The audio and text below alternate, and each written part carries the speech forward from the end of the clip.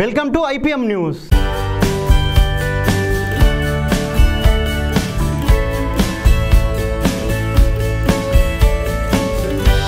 Rules పాటించకపోతే కేసులు. ఇచ్ఛాపురం పోలీసులు హెచ్చరిక.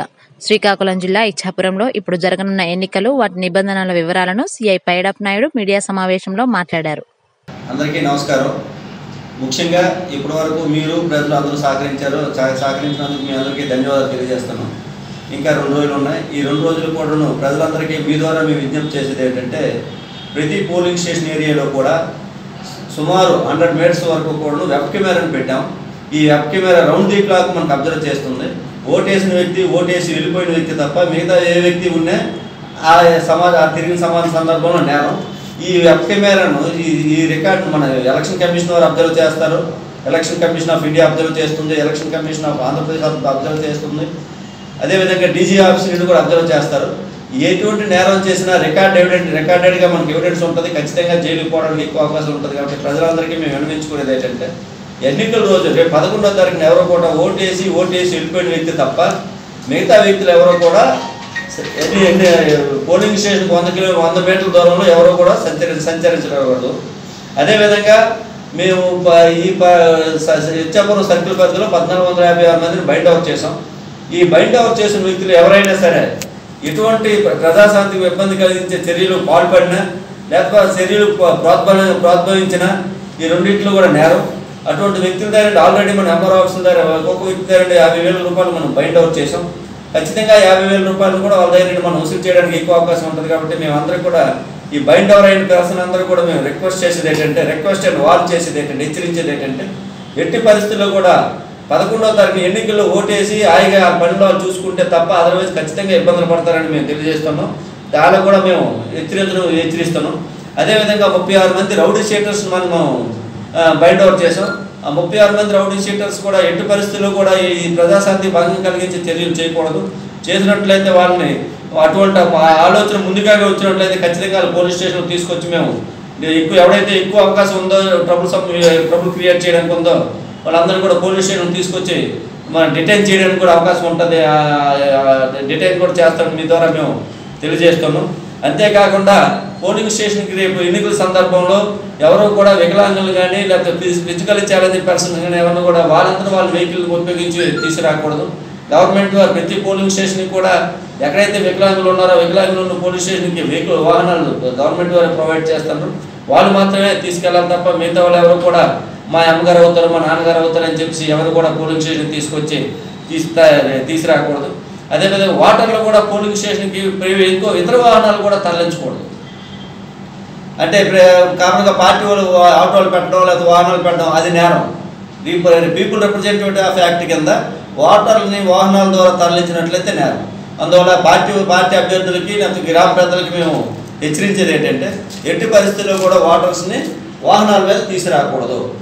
వాహనాల మీద తీసుకొచ్చి ఎలక్షన్ తీసుకురాకూడదు. అదేవిధంగా ఎన్నికల్లో ఏజెంట్లు కూడా ఎంపులుగా ఉండాలి. ఎట్టి పరిస్థితులు కూడా వేడి వాతావరణం క్రియేట్ చేసి తగ్గులు క్రియేట్ చేయకూడదు. ఏజెంట్లు అందరూ కూడా మేము హెచ్చరించేది ఏంటంటే, ఎంపులుగా సానుకూలంగా వ్యవహరించడం తప్ప ఎట్టి పరిస్థితుల్లో కూడా దురుసుగా ప్రవర్తించడం కంటే చేయకూడదు. దురుసుగా ప్రవర్తించుకుంటే పోలింగ్ ఆఫీసర్కి, ప్రిసైడింగ్ ఆఫీసర్కి సహకరించవలసిందిగా కూర్చున్నాం.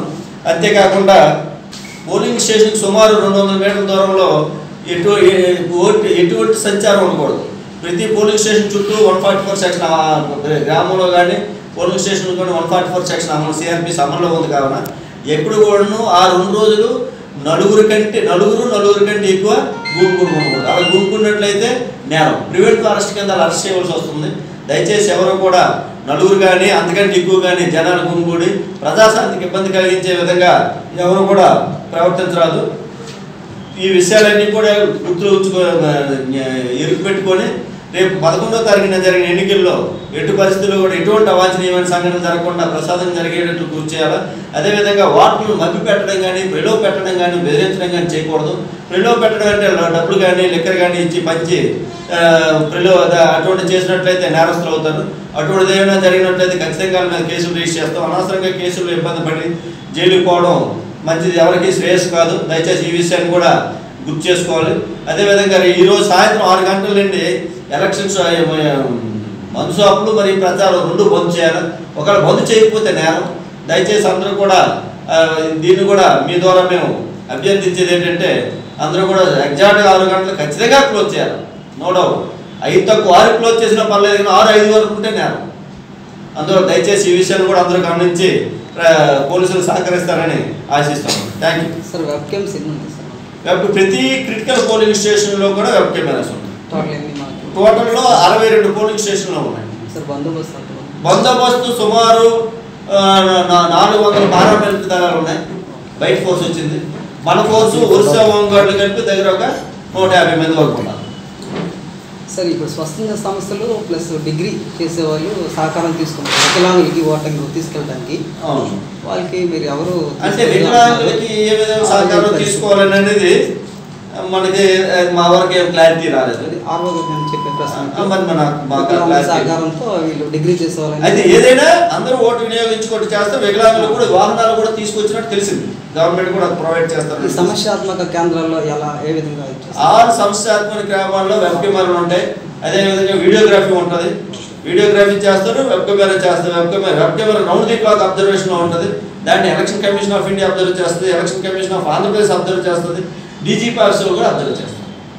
ఎట్టి పరిస్థితుల్లో కూడా ఇంత ముందు రోజుల్లో అంటే ఏదో అల్లురైపోయింది వచ్చి పారిపోవడం తప్పించుకుంటే కాదు, ఖచ్చితంగా రికార్డు ఉంటుంది. కాబట్టి ఎట్టి పరిస్థితుల్లో తప్పించుకోలేడు. రేపు సెక్స్ పడ్డానికి కూడా ఎక్కువ అవకాశం ఉంది. ఇది ఇవాల్టి IPM news. For latest updates please subscribe IPM news channel. ఈ వీడియో నచ్చినట్లయితే లైక్ చేయండి మరియు షేర్ చేయండి.